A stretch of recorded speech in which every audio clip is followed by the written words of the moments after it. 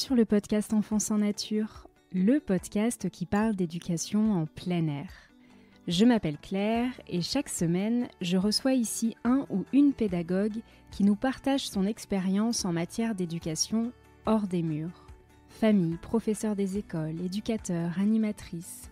Ces conversations ont pour but de transmettre et diffuser des pratiques diverses et variées qui tendent toutes vers un objectif: permettre aux enfants de passer un maximum de temps en extérieur et plus particulièrement au contact de la nature. Si vous souhaitez soutenir le podcast, n'hésitez pas à laisser un avis ou 5 étoiles sur votre plateforme d'écoute et surtout, à le partager autour de vous pour disséminer les graines de l'éducation en plein air. Je vous souhaite une très belle écoute.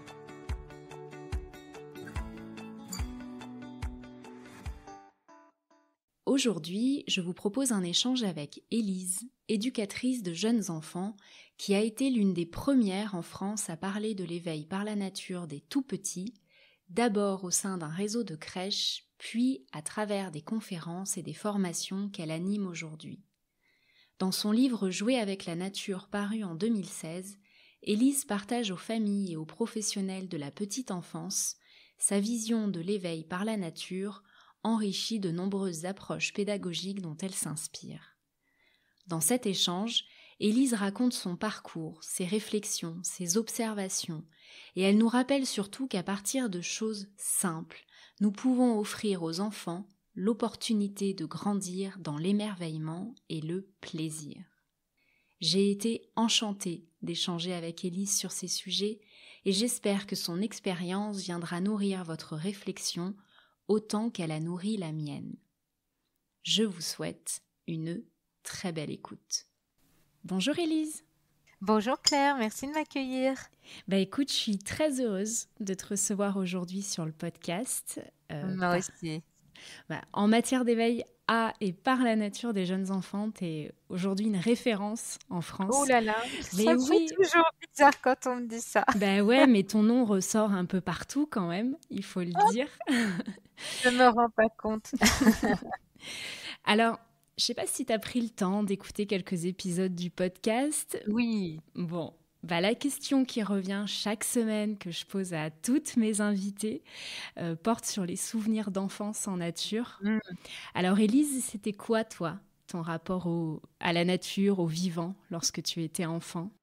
Tu me fais monter les larmes aux yeux rien que de poser la question. C'est drôle parce que, en plus, pour tout te dire, c'est un exercice que je fais faire systématiquement dans toutes mes formations, conférences. Je reconnaître les gens un petit moment méditatif de souvenirs d'enfance.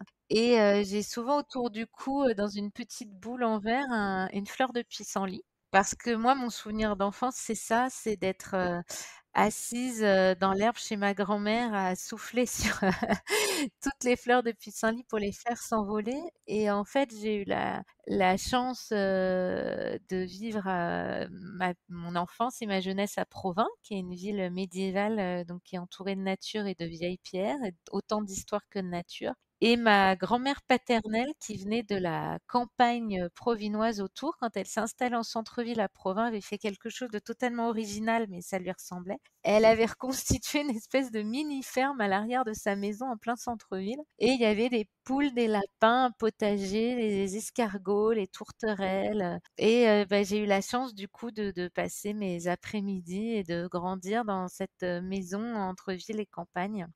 Et en fait, je me suis pas du tout rendu compte à l'adolescence et dans ma vie de jeune adulte à quel point ça m'avait marquée. J'ai au contraire fait la même erreur que beaucoup de gens. Je pense jeune étudiante, je suis partie en banlieue ravie d'être en région parisienne. Comment dire quelques années plus tard. Et puis en fait, dans ce milieu urbain, j'ai été amenée à faire mes études d'éducatrice de jeunes enfants, à justement faire le choix d'aller dans des milieux très urbains, voire très défavorisés. J'ai beaucoup travaillé à Saint-Denis, voilà. Et puis c'est comme ça que ça m'a rattrapée parce que très vite, je me suis rendu compte que les enfants dans ces endroits-là avaient besoin de vivre ce que j'avais vécu et tout est remonté. Et puis, voilà, j'ai eu l'opportunité d'accompagner des équipes sur ces sujets-là. Puis voilà, donc voilà un petit peu l'histoire de comment des souvenirs d'enfance vous mènent à ça là, à 42 ans. C'est très drôle d'avoir ce recul-là maintenant. Ouais, mais en fait, je crois qu'on est vraiment nombreux et nombreuses à avoir cette coupure, hein, à un moment donné. Quand on a 20 ans, on a envie, et c'est normal, on a envie de sortir. C'est plus facile de... La vie bouge beaucoup en ville à cet âge-là, donc on est nombreuses à avoir rejoint un espace plus urbain et puis à un moment donné, à avoir envie à sentir en fait les effets de cette déconnexion au vivant. Tu vois, la deuxième question que je voulais justement te poser, c'était, alors, pour revenir un peu sur ton parcours professionnel, pour le faire dans les grandes lignes, parce que tu as un parcours très riche. Du coup, tu as commencé en tant qu'éducatrice de jeunes enfants, tu as été directrice et coordinatrice d'un réseau de crèches, et aujourd'hui, tu accompagnes des familles et des professionnels de la petite enfance sur des thématiques qui sont variées par le biais de formations, de conférences. Et il y a justement un sujet en particulier dont tu t'es saisi il y a quelques années, c'est celui du contact à la nature des tout-petits. Donc là, tu l'as dit, c'est après avoir travaillé quelques années en milieu urbain. Est-ce que tu veux bien développer un peu plus, nous dire qu'est-ce qui t'a poussé à te pencher vraiment sur cette thématique? À quel moment tu t'y es intéressée et par quel bout tu t'y es prise au démarrage? Alors, ouais, alors comme tu l'as dit, j'ai un parcours très varié, donc les origines vont vous sembler, étranges, mais, en fait, j'ai démarré ma carrière dans des lieux très sociaux, c'était une vraie volonté. Donc rien ne me portait dans mes sujets de prédilection autour de la nature à l'origine, et pourtant, en fait, j'ai commencé à travailler en centre hospitalier pendant 10 ans à l'hôpital. Ah, j'ai eu la chance d'y travailler à mi-temps, ce qui fait que j'ai fait plein de choses à côté, notamment l'ouverture d'un centre maternel pour femmes victimes de violences conjugales et leurs jeunes enfants, et donc qui vivaient en appartement, en hébergement, alors dans lequel elles n'étaient pas enfermées, hein, loin de là, mais il y avait quand même cette notion, suite à des femmes et des enfants qui avaient vécu des violences intrafamiliales, de réouvrir sur l'extérieur. Et donc un de mes rôles de JE, ça a été d'emmener ces enfants et ces femmes à découvrir la ville, les espaces verts, les parcs à proximité autour, et dans le même temps, je travaillais toujours en pédiatrie avec ce vrai défi, je me revois avec ma collègue de l'époque, mon binôme JE, de chercher le moindre brin d'herbe à l'hôpital et de descendre en brancard, des enfants, dans à peine un brin un carré d'herbe et 3 pâquerettes, et de faire des plantations à l'intérieur. Bref, ces 2 lieux, m'ont amené en fait assez vite à réfléchir à la notion, de faire entrer le vivant, la nature, la sensorialité dans le plaisir, l'émerveillement dans des lieux où ces mots n'étaient pas du tout présents. J'ai construit des fiches de poste et des projets où j'ai réintroduit tous ces mots-là, et puis, bah, ça s'est venu diffuser, en fait naturellement ce thème-là. En fait, quelque chose qui me porte depuis très longtemps, c'est l'émerveillement, c'est l'exploration libre, c'est la sensorialité, la créativité. C'est vraiment les fondements de mon amour pour mon boulot de JE et des enfants, et je crois qu'en fait, quand on est sur ces thèmes-là, on arrive très, très vite à la nature. Très, très, très vite. Et puis, bah, du coup, après, comme tu l'as dit, j'ai été amenée à accompagner des équipes dans les crèches que j'ai co-créées. Et puis très vite, je me suis rendu compte qu'en fait, en France, il n'existait quasi aucune recherche, aucun écrit pour l'éveil à la nature pour les moins de 3 ans. Or, c'est très, très particulier de faire de l'éveil à la nature pour les moins de 3 ans en termes de sécurité, de développement, d'approche. Donc c'est ce qui m'a amenée à aller me former à plein d'endroits, notamment j'ai eu l'immense chance d'aller me former directement à Reggio Emilia pour pouvoir accompagner des équipes, leur fournir de la matière, et puis, bah, j'ai accompagné des équipes, des étudiants UJE aussi, j'adore ça, et puis on a créé des petits laboratoires comme ça un peu pour tester des choses, et c'est venu, amener ce premier livre qui s'appelle, Jouer avec la nature, où je mêle, bah, toutes les recherches que j'ai pu faire, où j'ai essayé de réunir les choses qui se sont faites autour du monde. Notamment, je parle beaucoup de Sarah Vauquier, qui est pionnière, et puis, bah, n'oublions pas les grands pédagogues pédagogues qui ont fait des choses merveilleuses, qui sont un peu perdues en route. Je parle toujours de Montessori, qui est méconnu sur son rapport à la nature, alors qu'en fait, c'est ultra présent dans sa pédagogie d'origine. Et puis, j'ai essayé de le mettre en lien avec des idées simples. Moi, je suis très, très dans amener aux familles et aux pros des idées simples, faciles à réaliser. Je suis beaucoup dans la simplicité, j'y crois beaucoup. Et puis, bah, tu l'as dit, ensuite, j'ai eu envie de me reconnecter aux enfants, aux familles, parce que quand on est dans des postes de cadre, ça déconnecte un peu de ça. Et puis, bah, je suis devenue maman en plein confinement. Donc avec aussi, moi qui avais rêvé ce rapport à la nature de ma petite fille, il a fallu le retisser. J'ai eu la chance qu'elle aille dans une maison d'assistante maternelle que j'ai choisie, qui a été cofondée par des personnes formidables et ma fille a passé sa petite enfance dehors dans cette MAM. Et puis voilà, ça m'a amené à avoir envie de me reconnecter aux familles, aux enfants et aux pros de terrain différemment. Et donc, j'ai effectivement monté Enfance et Parentalité. Et puis, vu que je sais pas travailler toute seule et que j'aime le coopératif et la collaboration, l'intelligence collective, j'ai co-créé une association qui s'appelle Pépite, qui est parrainée par Jean Epstein et Bernadette Moussy, donc qui sont deux personnes qui travaillent beaucoup autour aussi des thèmes de la nature, de l'émerveillement, de l'exploration libre. Et on est une douzaine d'intervenants passionnés autour de ces valeurs qui nous réunissent, autour de l'exploration de la sensorialité du jeune enfant et d'accompagner les familles dans une parentalité épanouie. Voilà. Ouais, mais on va revenir sur ces deux structures que tu as co-créées tout à l'heure. Pour approfondir le sujet de la relation à la nature que peuvent avoir les jeunes enfants, dans ton livre Jouer avec la nature, tu as écrit: l'enfant utilise ses 5 sens pour entrer en contact avec le monde et c'est via cet éveil sensoriel qu'il réalise les apprentissages fondamentaux.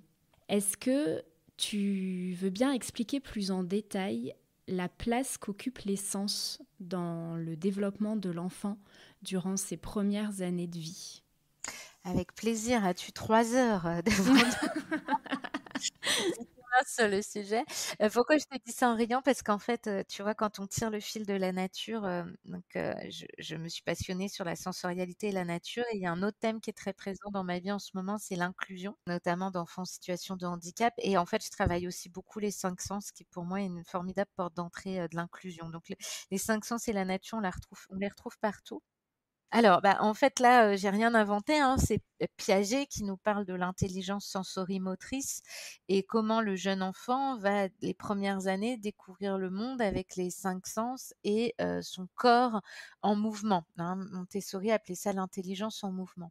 Alors, autant il y a certaines théories qui ont mal vieilli, hein, la lueur des neurosciences et notamment tout n'est plus valable dans certaines théories de Piaget, autant il y a des choses comme ça, j'ai envie de dire de façon, empirique, hein, même sans être chercheuse scientifique, j'ai très très vite compris que l'intelligence sensorimotrice était quelque chose de fondamental chez le jeune enfant et qui allait être porteuse dans ma pratique. Et c'est vraiment ma façon d'approcher le jeune enfant. Alors d'autant plus si on reparle d'inclusion, l'enfant il n'a pas une forme d'intelligence, il en a beaucoup, hein. Ça c'est aussi une théorie de Howard Gardner. On a tous différentes formes d'intelligence, l'intelligence naturaliste, kinesthésique, intra-émotionnelle, enfin voilà. Et je pense aussi qu'on a tous une approche du monde très différente avec nos 5 sens et que c'est important d'offrir la possibilité à l'enfant d'explorer tous ces 5 sens. Or souvent dans notre société occidentale, on est quand même très dans la vue et l'ouïe, voilà, on est très dans des intelligences logico-mathématiques et langagières. Or, je trouve que la nature reconnecte naturellement, oserais-je dire, forcément aux 5 sens. Voilà, on est forcément, dès lors qu'on est en nature, dans l'entièreté des 5 sens, dans le corps en mouvement, le corps en rapport avec le vent sur la joue, les petits pieds dans l'herbe. Et puis pour en revenir aussi au sujet de l'inclusion, encore une fois, qui me tient très à cœur, quel que soit le handicap, un des sens sera peut-être stimulé plus que les autres. L'enfant, il trouvera forcément quelque chose et surtout stimulé naturellement et pas par un jouet en plastique à pile ou devant un écran. Ouais, tout à fait, ouais. Alors, tu me dis si c'est quelque chose dont tu veux pas qu'on parle, mais en faisant des recherches sur toi, tu parles d'inclusion, donc j'amène le sujet maintenant. J'ai découvert que tu es porteuse d'un handicap invisibles, dont tu as notamment parlé en 2019 parce que tu as reçu un prix au trophée H-Up qui récompense les entrepreneurs touchés par un handicap. Tu es malentendante, c'est ça, Élise? Oui, alors, bah, je te remercie de l'aborder. Moi, j'ai aucun tabou avec ça. Au contraire, enfin, j'en avais au tout début, je pense comme beaucoup de personnes qui découvrent leur handicap et puis au contraire, maintenant, je me rends compte que, bah, c'est important d'en parler. Alors, moi, je suis née grande préma et donc j'ai toujours eu une, légère surdité, mais voilà, qui posait pas de soucis et puis, en fait, à l'âge de 25 ans, ça s'est beaucoup dégradé et je travaillais à l'époque à SOS Femmes, donc je recevais des femmes qui, je te laisse imaginer, avaient la gorge nouée au vu de leurs, récits, et en fait, j'entendais de moins en moins bien, donc j'ai été repasser des tests auditifs et ça a amené à découvrir qu'en fait, depuis, bah, depuis toujours, j'étais porteuse, d'un handicap, une malen qui m'amène à être malentendante et en fait, comme beaucoup de personnes malentendantes, j'ai compensé. Donc les spécialistes comprenaient même pas comment j'avais pu vivre, faire des études supérieures normalement et sans compensation et en fait, on a découvert quand je suis allée voir une orthophoniste que je lisais sur les lèvres, notamment depuis des années. Donc j'ai été opérée, je suis appareillée, voilà. Et oui, tu le devines, c'est aussi ce qui m'amène à autant m'intéresser aussi, je pense, au sujet de l'inclusion. Et effectivement, il y a un vrai lien aussi, bah, avec ces 5 sens, tu viens de le faire, avec la nature, avec, je pense aussi se connecter à l'instant présent, parce que ça vient questionner toutes ces choses-là quand on a un handicap. Vivre intensément l'instant présent avec, alors peut-être pas les 5 sens vu que moi il y en a un qui est moins en éveil que les autres, mais en tout cas oui, ça vient amener, à ces choses-là, ces questionnements-là, tout à fait. Ouais, mais c'est vrai que tu le disais tout à l'heure, les deux sens qu'on utilise beaucoup dans nos sociétés occidentales, c'est la vue et l'ouïe. Et quand on fait l'exercice, ça fait partie des premières choses qu'on expérimente en pédagogie par la nature, de se mettre en pleine nature et de couper un de ces sens, soit en se mettant un bandeau sur les yeux, soit en se bouchant les oreilles. Et tout d'un coup, ça donne accès à une autre perception. Et c'est vrai que ça, si on les travaille pas un petit peu ces sens, quand on n'est pas porteur ou porteuse de handicap qui touche les sens, on ne se rend pas compte à quel point on peut développer particulièrement un sens plus qu'un autre.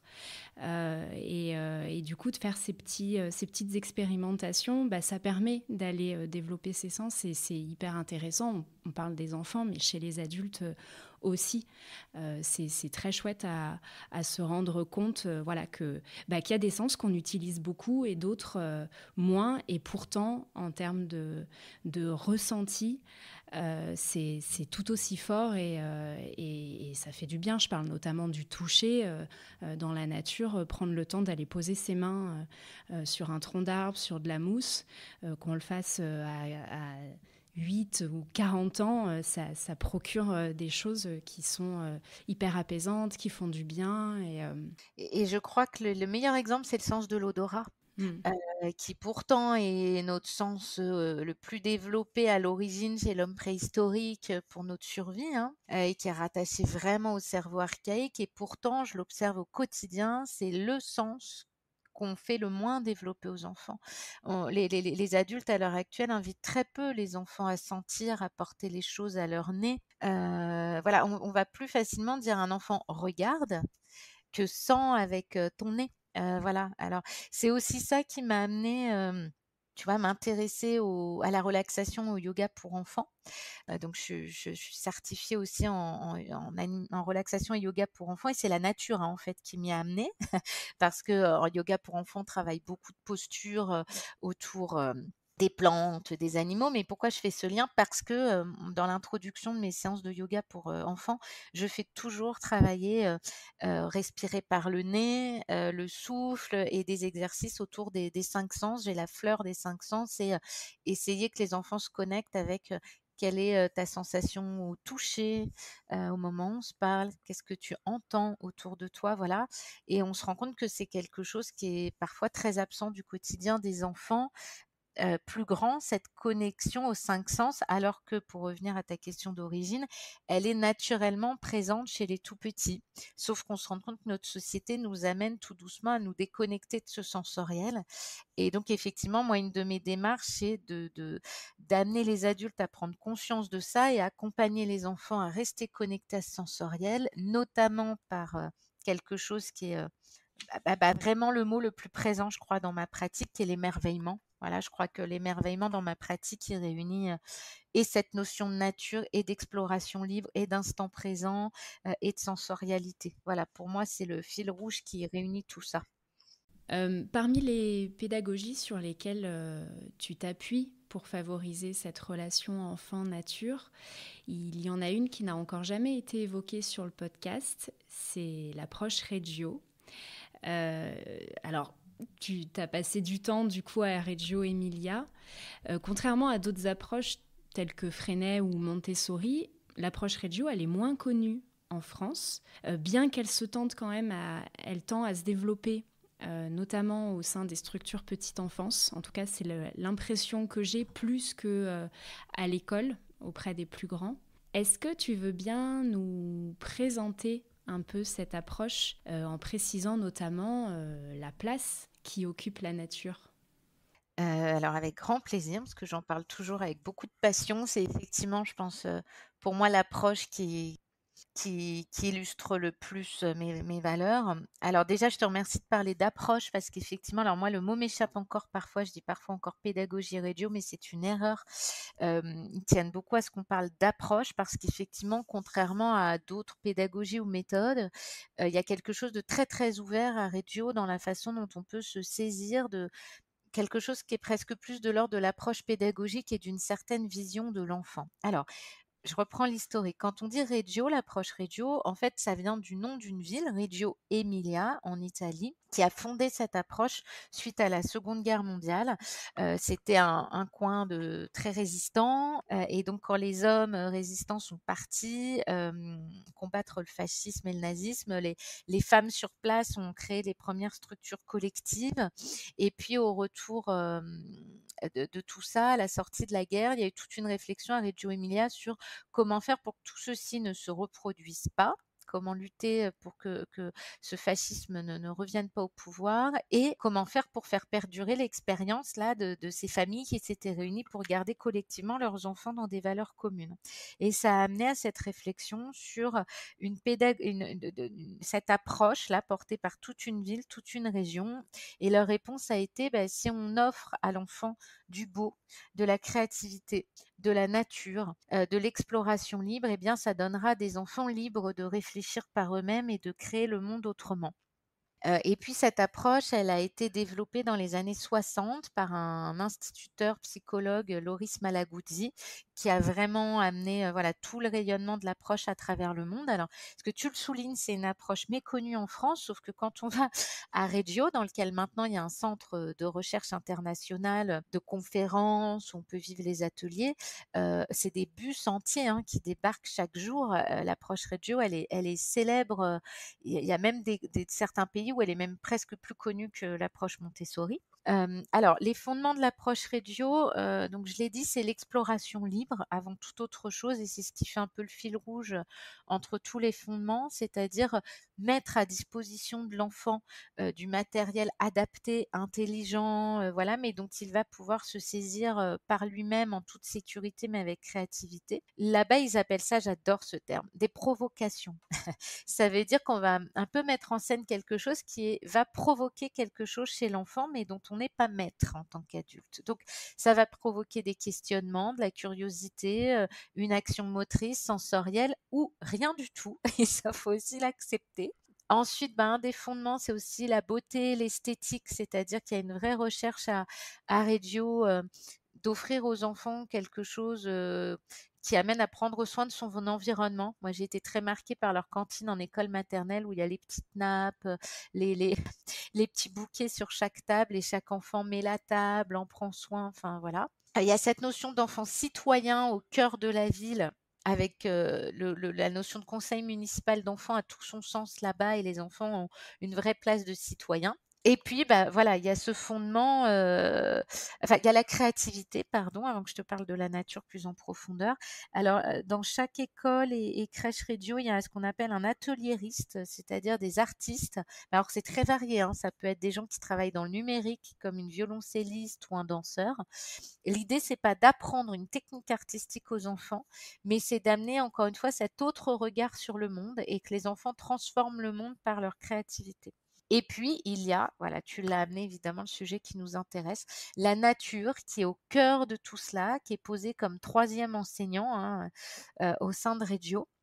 Et donc effectivement, les enfants vont faire tous leurs apprentissages fondamentaux, avec, des pommes de pin, des brindilles, des pâquerettes, voilà, tout ça, c'est à disposition, au sein des crèches, des classes. Et puis cet, intérieur, il est évidemment extrêmement ouvert sur l'extérieur et c'est des vrais jardins, et on va vivre au jardin, on va peindre au jardin, on va dormir au jardin et on va vivre des expériences. C'est-à-dire qu'à Reggio, on est convaincu qu'il n'y a pas besoin d'un savoir descendant de l'adulte pour apprendre à parler, à compter ou je ne sais quoi, mais que, si l'adulte offre un environnement suffisamment riche, en lien avec cette nature foisonnante, eh bien l'enfant va apprendre naturellement à son rythme.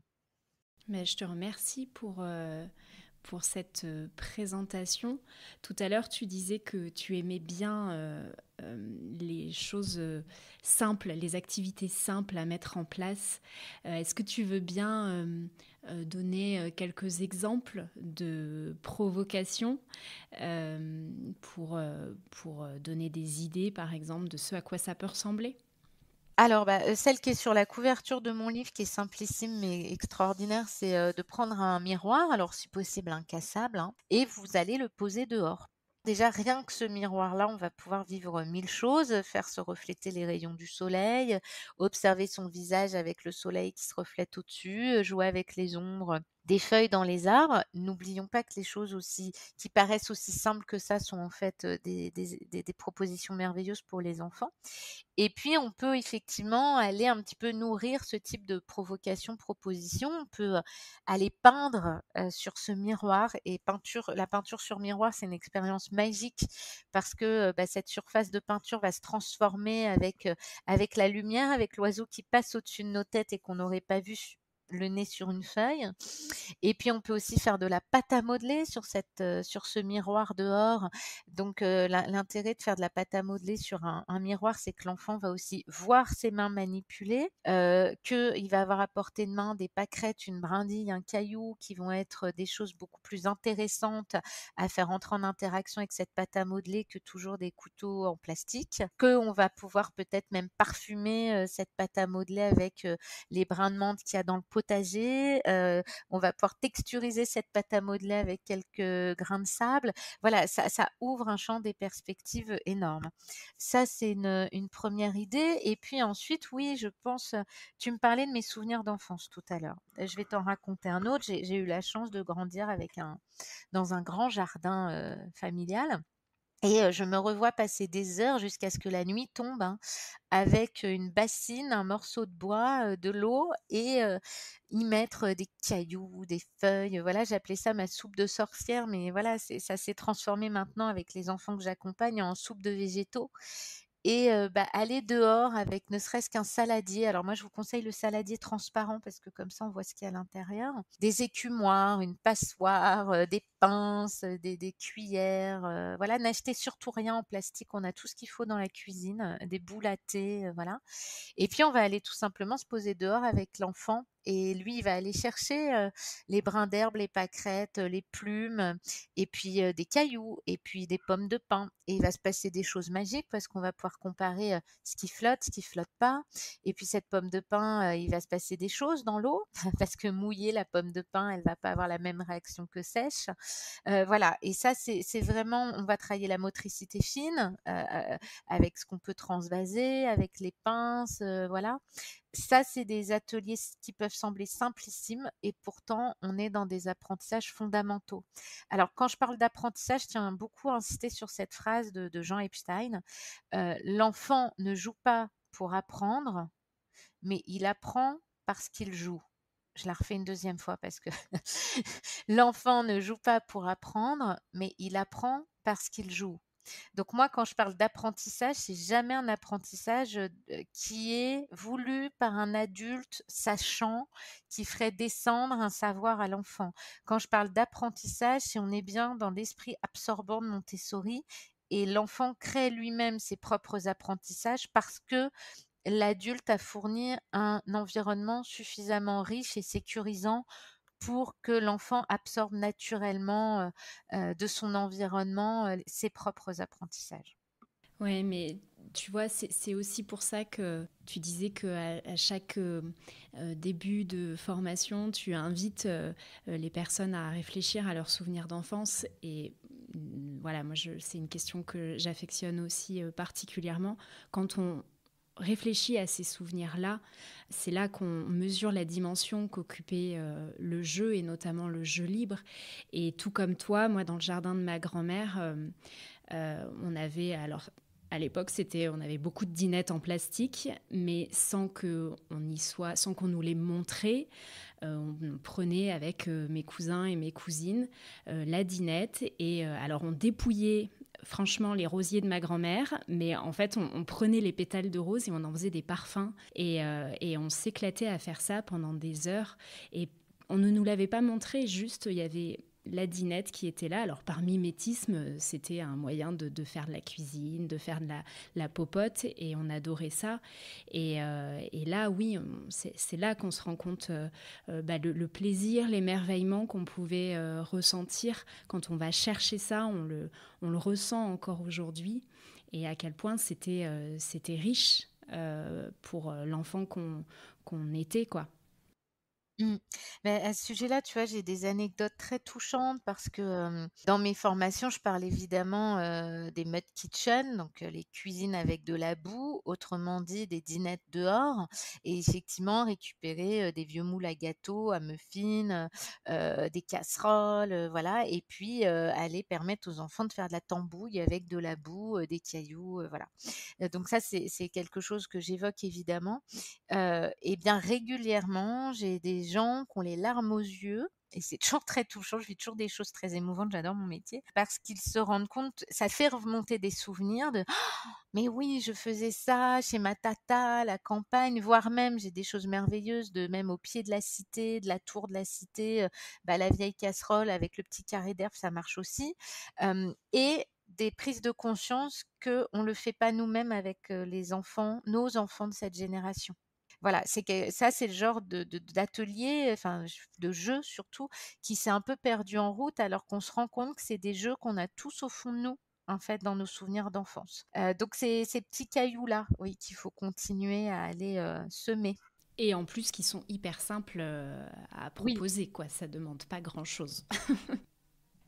Toujours dans ton livre Jouer avec la nature, il y a une sorte de schéma qui représente ta définition de l'éveil à et par la nature. Alors déjà, c'est quoi la nuance entre l'éveil à la nature et l'éveil par la nature? Alors pour tout te dire, depuis l'écriture de ce livre, j'ai un petit peu je parle moins de cette nuance, voilà, mais à l'époque, ce que je voulais en dire, c'était que, il y a l'éveil à la nature, c'est-à-dire un éveil à la faune et à la flore. Donc comment découvrir la nature en elle-même, donc comment accompagner l'enfant à découvrir, les plantes, la menthe, le basilic, comment découvrir l'escargot, la coccinelle, voilà. Et puis par la nature, c'est-à-dire comment utiliser les trésors de la nature, les éléments naturels pour, accompagner l'enfant dans ses apprentissages, là où habituellement on aurait peut-être utilisé des objets en plastique. C'est-à-dire voilà, prendre, des saladiers avec des pommes de pin, des marrons pour faire du transvasement. Non, nous n'avons pas besoin de cubes en plastique made in China qui ont traversé la moitié de la planète pour, faire des jeux de transvasement. On peut faire des jeux d'empilement avec des rondins de bois. On peut aller enfiler moi dans mes ateliers, je propose des noix, que mon papa m'a percées avec des lacets pour faire des jeux d'enfilage. Voilà, donc ça, c'est un éveil par la nature, c'est-à-dire montrer qu'on peut faire des apprentissages, encore une fois, au-delà de l'apprentissage, des découvertes fondamentales avec des trésors naturels sans toujours aller chercher des choses manufacturées par l'homme. Et alors pourquoi tu fais moins la nuance aujourd'hui? Mais c'est très drôle que tu me poses cette question parce que je m'en suis rendu compte l'autre jour en donnant la formation. Je pense que je suis arrivée à quelque chose de plus global, en fait, les 2 s'entremêlent de plus en plus dans ma façon de le présenter. En fait, je scinde moins. Alors, je pense que quand même cette nuance, elle peut être importante pour montrer aux gens en quoi on peut amener, des découvertes fondamentales avec des trésors de la nature et faire rentrer ces éléments naturels dans le quotidien de l'enfant. Mais c'est vrai que je pense que vu que je vais plus en plus dans la notion d'émerveillement, bah, l'émerveillement, qu'il soit dans un éveil à la nature ou par la nature, reste de l'émerveillement. Donc je pense que c'est venu un petit peu, flouter, cette nuance-là, mais elle a du sens, hein, tout de même. Peut-être que c'est aussi, en tout cas, c'est un peu, je te partage ma vision. L'approche qu'on avait de manière générale de l'environnement jusqu'à présent, c'était une éducation à l'environnement. C'était on transmettait quelque chose aux enfants et aux jeunes et ça passait plutôt par des savoirs, par des connaissances naturalistes et effectivement on leur montrait, quand on allait en nature, on leur montrait comment fonctionnait le vivant, les interactions, etc. Et c'était beaucoup moins par l'expérience de nature en fait, juste le fait d'être en nature qui amène derrière la curiosité. Tu parles de l'émerveillement, la curiosité qu'on va ressentir à travers cette expérience de nature va forcément amener à découvrir cette nature et à avoir envie de la comprendre.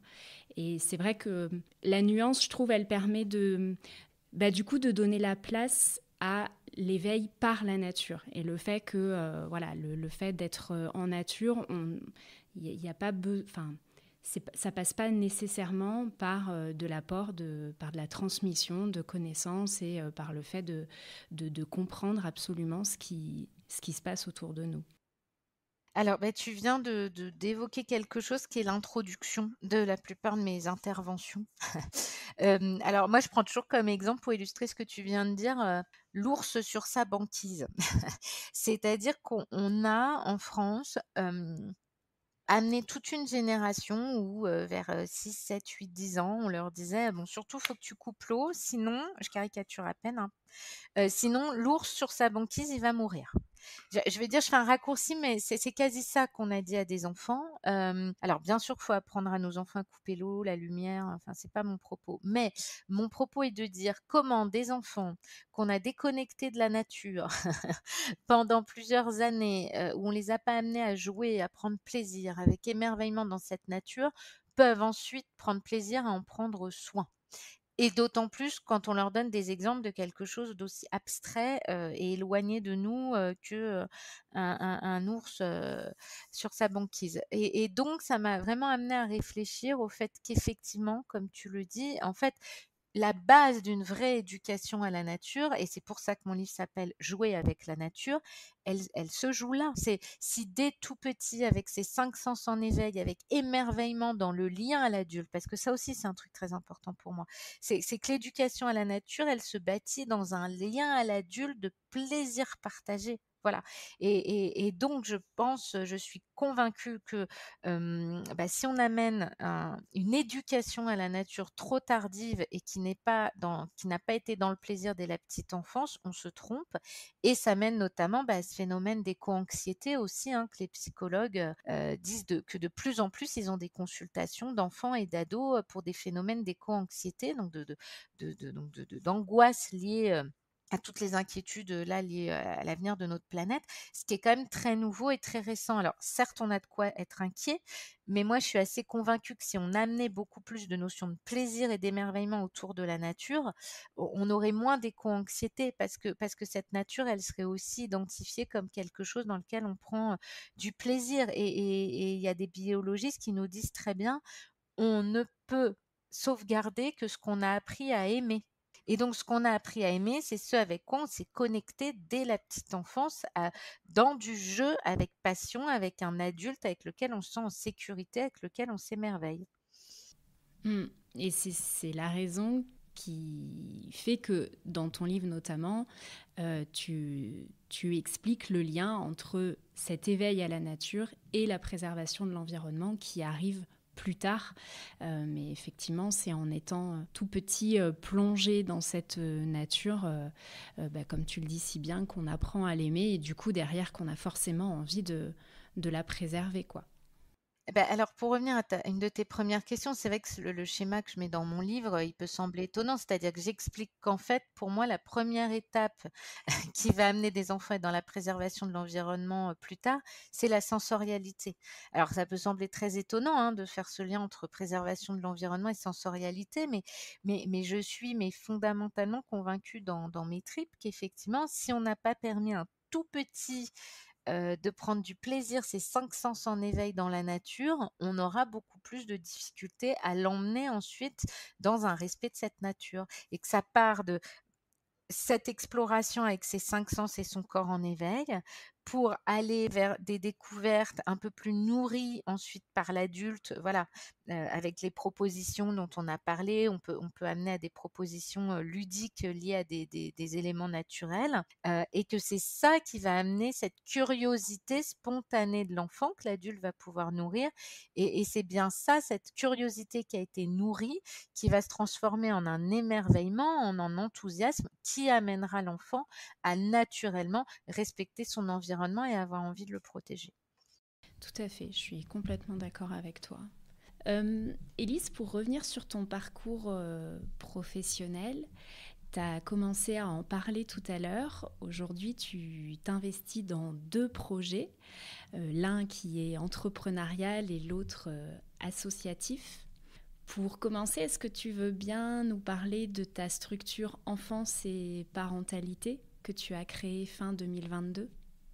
Oui, avec plaisir. Bah, alors, d'ailleurs, le logo, c'est cette fameuse fleur de pissenlit. Oui, comme je te le disais, j'étais arrivée à un moment de ma vie où j'avais vraiment envie de sortir de ce statut de cadre, d'encadrement, d'équipe et cetera, même si j'ai pris énormément de plaisir à accompagner des équipes, voilà, ça a été très, très porteur pour moi, mais je suis JE, éducatrice de jeunes enfants à la base et j'avais un profond besoin de me reconnecter à l'accompagnement quotidien des enfants, et puis le fait d'être devenue maman, je pense, ça a vraiment, réveillé en moi une envie d'accompagner différemment la parentalité. Moi, ça a été un vrai bouleversement sur ma vision de ce que c'est que d'être parent. J'en ai profité d'ailleurs pour me former au burn-out parental. Je me suis formée à des techniques de relaxation pour adultes aussi et aussi, du coup, comme je te disais tout à l'heure, de yoga pour enfants et de relaxation. Donc vraiment dans cet accompagnement au bien-être au sens large. Et donc, j'ai décliné en fait ce livre Jouer avec la nature et cette expérience-là depuis, je suis JE depuis plus de 20 ans, en formation, conférences et ateliers. Alors tout s'entremêle, hein, parce que donc je mène des ateliers parents-enfants, donc je vais directement dans les structures où je fais vivre des ateliers autour alors de la nature, mais ça peut être aussi, jouer avec la lumière, jouer avec ses 5 sens, voilà tout ce qui peut être lié à ça. Je donne des conférences, et je donne des formations aux professionnels de la petite enfance et de l'enfance, mais qui sont aussi toujours avec moi des formations ateliers. Ça veut dire qu'on a une partie, voilà, de présentation, de concepts, d'approches pédagogiques pour que ça donne du sens et puis on va vivre, pour de vrai cet émerveillement avec une notion qui me tient très, très à cœur, qui est de se reconnecter à son enfant intérieur, voilà et je vis des moments magiques, voilà. Je sais pourquoi je me lève le matin, vraiment, fondamentalement. Alors après, il y a d'autres champs sur lesquels je suis moins connue, que au niveau national que je développe au niveau local parce que comme je te disais, j'ai travaillé à SOS Femmes, donc j'ai aussi une expertise sur les violences intrafamiliales. Donc voilà, ça c'est aussi quelque chose que je développe et puis, voilà, tu l'as évoqué, moi j'aime travailler en équipe, j'aime travailler avec des gens qui partagent des valeurs communes, dans un collectif, donc ça me tenait très, très à cœur de qu'on se réunisse, voilà, des gens porteurs, d'envie commune au niveau de la petite enfance et donc on a co-créé, l'association Pépite qui a but non lucratif, ce qui nous tenait très à cœur. Donc on est 12, bientôt une quinzaine même d'intervenants. Alors on y propose, des conférences, des ateliers, des formations et alors on est unique pour plein de raisons. La première, c'est qu'on on travaille autant avec les familles qu'avec les professionnels de l'enfance, de la petite enfance et du médico-social. C'est que souvent on trouve des assos qui sont plus pour les parents ou des assos qui sont plus pour les pros. Et nous, on s'est dit, mais en fait, ça va ensemble et il faut pas cliver. Et donc, on propose par exemple beaucoup de visios qui sont ouvertes tant aux parents qu'aux pros. On propose des conférences qui sont aussi ouvertes aux deux, voilà. Avec beaucoup de choses de nos sujets autour de l'émerveillement. On a des choses qui fonctionnent très bien. On a un thème qui est ralentir pour prendre soin de soi et des enfants, qui est tant pour les pros que pour les parents. Et donc, on se réunit. Alors, notre valeur commune, c'est vraiment la positivité. Voilà, on trouve que la petite enfance vit des choses très compliquées en ce moment et que c'est important de sans mettre la poussière sous le tapis, évidemment, mais justement de ramener aussi de la positivité. Pépite, c'était aussi mettre en lumière toutes les compétences extraordinaires de ces pros de la petite enfance qui font un travail invisible parfois au quotidien. C'était de mettre en lumière les compétences parentales parce que c'est vrai qu'en France, on a parfois une culture un peu c'est toujours un petit peu de la faute des parents. Et voilà, on avait envie de mettre en lumière ces compétences parentales et dans cette positivité. Et puis, on a beaucoup de thématiques autour de la sensorialité. On a plusieurs intervenants qui travaillent autour aussi de Snozelen. On a plusieurs intervenants de bien-être on a des sophrologues, des thérapeutes de bien-être autour de la gestion du stress. Ça nous donne un catalogue avec 80 thématiques et en fait tout s'entremêle, c'est-à-dire qu'on se rend compte que quand on parle inclusion, nature, bien-être, exploration libre, management, on a une spécialiste RH aussi. En fait tout le fil rouge, c'est le bien-être des enfants et des familles dans ce côté peps et positivité qu'on voulait au sein de cette association. Ouais, mais effectivement en France, on a alors de manière générale, une approche de la petite enfance qui est pas forcément, on s'y intéresse pas plus que ça. On considère que c'est un détail. Que c'est un peu un détail de notre vie. Et du coup, les professionnels de la petite enfance ne sont pas mis en lumière, je trouve, à leur juste valeur de travail. Et moi, je me suis prise une claque. Je ne suis pas professionnelle de la petite enfance et quand ma fille a été gardée par une assistante maternelle et que je me suis rendu compte le travail, les journées de boulot que ça représentait que de garder 4 enfants en bas âge. Et là, je me suis dit, waouh, mais comment ça se fait que ces métiers-là soient aussi peu valorisés, soient aussi peu mis en avant. Et ce qui a pour effet, en tout cas, c'est un peu mon ressenti quand je discute avec certaines, je le mets au féminin puisque ce sont majoritairement des femmes, certaines professionnelles de la petite enfance qui elles-mêmes en fait ont tendance à un peu dévaloriser leur travail ou en tout cas à ne pas se rendre compte à quel point elles sont essentielles et que c'est fou ce qu'elles accomplissent au quotidien et c'est vraiment énorme quoi.